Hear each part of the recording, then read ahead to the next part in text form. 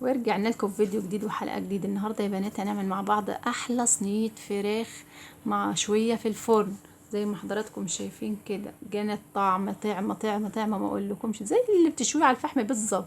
هنا معانا الفرخة مقطعينها زي ما حضراتكم شايفين كده. لما تكوني شوياها في الفرن تعمليها ببصلتين 3 حلوين علشان خاطر تبقى فيها يعني روح وحلوة كده، تغمسي وكده. هنبشر الثلاث بصلات دول هما بالشكل الحلو ده يا بنات. والله كانت روعة روعة روعة روعة. وهننزل بالملح بعد ما بشرنا البصل، هننزل بالملح.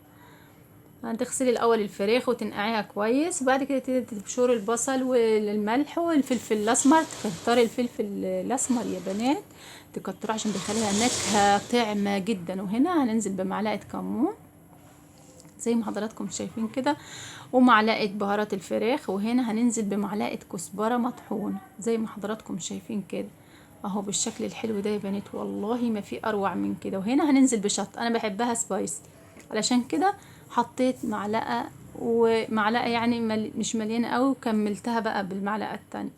هنا هنقلب حسب رغبتك، عايزه تحطي شطه حطي، مش عايزه تحطي ما تحطيش. وهنا هننزل بقرنين فلفل احمر واخضر علشان بيخلي لها نكهه جميله جميله، بيخلي لها النكهه بتاعتها ريحتها حلوه، نكهه تحفه تحفه بصراحه.